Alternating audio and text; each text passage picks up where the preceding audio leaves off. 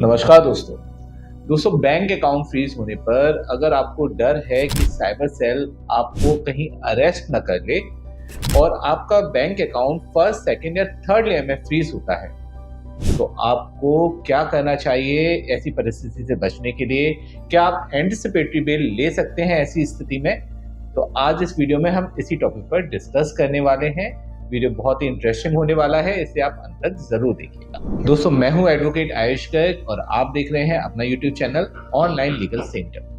Bank account freeze या cyber crime से related और इन्फॉर्मेटिव वीडियोस देखने के लिए आप हमारी प्लेलिस्ट पर भी विजिट कर सकते हैं। और साथ ही साथ दोस्तों, अगर आपका गुजरात साइबर सेल ने बैंक अकाउंट फ्रीज किया है तो उसको अनफ्रीज कराने के लिए अब आपको कोई भी लीगल फी एडवांस में पे नहीं करना है। आप अपना बैंक अकाउंट अनफ्रीज होने के बाद हमारी सारी लीगल फी दे सकते हैं। इसमें आपको बड़ी हेल्प मिलती है ऐसी मुश्किल घड़ी में जब आपका सारा का सारा फंड ब्लॉक हो गया है। अधिक जानकारी के लिए आप हमारी हेल्पलाइन नंबर पर भी कॉल कर सकते हैं। तो चलिए दोस्तों, अब बिना देर करे टॉपिक को शुरू करते हैं।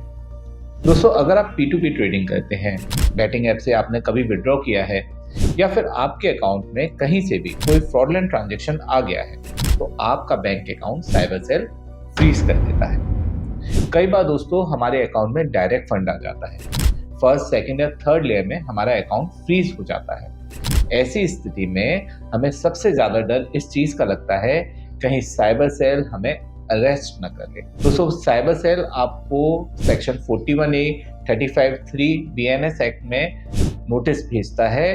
तो जब भी आप इस प्रकार का नोटिस रिसीव करते हैं तो आपके मन में शंका और ज्यादा बढ़ जाती है कि कहीं इस नोटिस के बाद हमारी अरेस्टिंग ना हो जाए। कई बार दोस्तों हमसे एक गलती भी हो जाती है कि हमारा बैंक अकाउंट का मिसयूज हो जाता है। हम रेंट पे अपने अकाउंट को दे देते हैं लालच में आकर, या फिर हमारे संग कभी टास्क फ्रॉड हो जाता है, हमारे संग कभी जॉब फ्रॉड हो जाता है, और ऐसे में हमारा बैंक अकाउंट का यूज साइबर क्रिमिनल्स अपने फायदे के लिए कर लेते हैं और उसकी सारी रेस्पॉन्सिबिलिटी हमारे ऊपर आ जाती है। तो ऐसी स्थिति में हमारे अकाउंट में डायरेक्ट फंड आने की वजह से हमारा अकाउंट फ्रीज हो जाता है।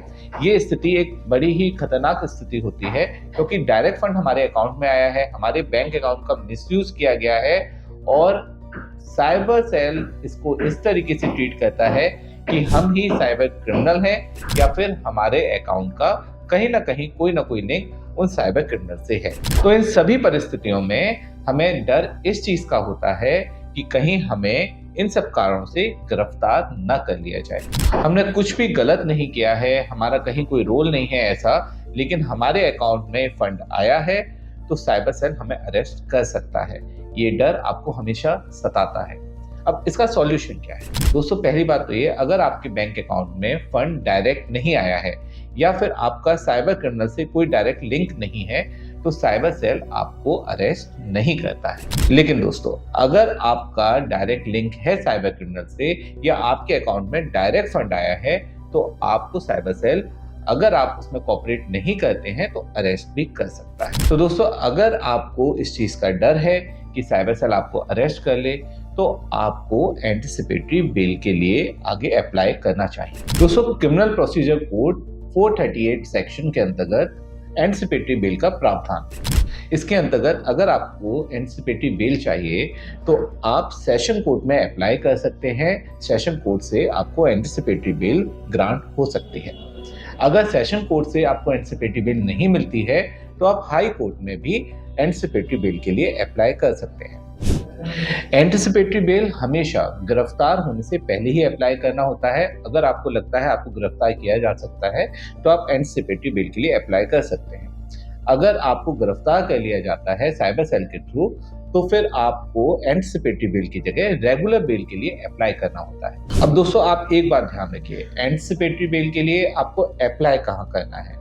जिस साइबर सेल में आपका केस चल रहा है उसके ज्यूरिडिक्शन के अंतर्गत जो मजिस्ट्रेट कोर्ट आएगा, जो सेशन कोर्ट आएगा, वहां पे आप अप्लाई कर सकते हैं एंटिसिपेटरी बेल के लिए, या फिर आप उसी स्टेट की हाई कोर्ट में एंटिसिपेटरी बेल के लिए अप्लाई कर सकते हैं। एक बार अगर एंटिसिपेटरी बेल आपको ग्रांट हो जाती है तो साइबर सेल आपको इन्वेस्टिगेशन कंप्लीट होने तक या चार्जशीट फाइल होने तक गिरफ्तार नहीं कर सकता है। दोस्तों, अगर आपको एंटिसिपेटरी बेल लेनी होती है तो आप आपको रेलिवेंट डॉक्यूमेंट की हमेशा ज़रूरत होती है। इसके लिए आपको ये मालूम होना चाहिए कि साइबर सेल ने आपका बैंक अकाउंट फ्रीज किया है, क्या कंप्लेंट नंबर है, और आपको एफआईआर की कॉपी आपके पास होनी चाहिए। साथ में अगर कंप्लेंट ऑनलाइन हुई है तो ऑनलाइन कंप्लेंट की कॉपी भी आपके पास होनी चाहिए। ट्रांजैक्शन डिटेल्स जो हैं, जो भी ट्रांजैक्शंस हुए हैं उसके बारे में आपके पास रेलिवेंट जवाब होना चाहिए, जिससे आप ये प्रूव कर सकें कि जो ट्रांजैक्शन है वो कहीं भी इलीगल नहीं है, आपका कहीं भी कोई इंटेंशन नहीं था कोई भी साइबर क्राइम करने का। अगर आपका अकाउंट हैक करके क्राइम किया गया है या फिर आपको लालच देकर आपको किसी क्राइम में फंसाया गया है, तो आप उसके लिए एक एफआईआर भी फाइल करा सकते हैं उस व्यक्ति के खिलाफ जिसने आपके अकाउंट को हैक किया है या फिर आपके अकाउंट को यूज किया है। एक बार एफआईआर अगर हो जाती है तो उसके बाद भी आप एंटिसिपेटरी बिल के लिए अप्लाई कर सकते हैं। तो दोस्तों, इसके लिए आपको हमेशा ध्यान रखना है कि एक अच्छे साइबर एक्सपर्ट एडवोकेट की ही हेल्प लेनी है, जो साइबर क्राइम के मामलों में आपको इस प्रकार की बेल ग्रांट करवा सके। दोस्तों, ऑनलाइन लीगल सेंटर एक लॉ फर्म है। हमारे ऑफिसेज ऑल ओवर इंडिया है। बैंक अकाउंट फ्रीज या साइबर क्राइम से रिलेटेड किसी भी मामले के लिए या फिर किसी भी प्रकार से आपको एंटिसिपेटरी बिल लेनी है या रेगुलर बिल लेनी है, आप हमारी हेल्पलाइन नंबर पर संपर्क कर सकते हैं। हमारे ऑफिसेज ऑल ओवर इंडिया होने की वजह से हम हर जगह आपकी हेल्प करने में सक्षम हैं। दोस्तों, वीडियो अगर आपको अच्छा लगा हो, इन्फॉर्मेटिव लगा हो, तो इसे लाइक शेयर कमेंट जरूर कीजिएगा। दोस्तों को शेयर भी जरूर कीजिएगा, जिससे अगर किसी को ज़रूरत हो, किसी को हेल्प की ज़रूरत हो, तो उनको भी इससे एक अच्छी मदद मिल सकती है।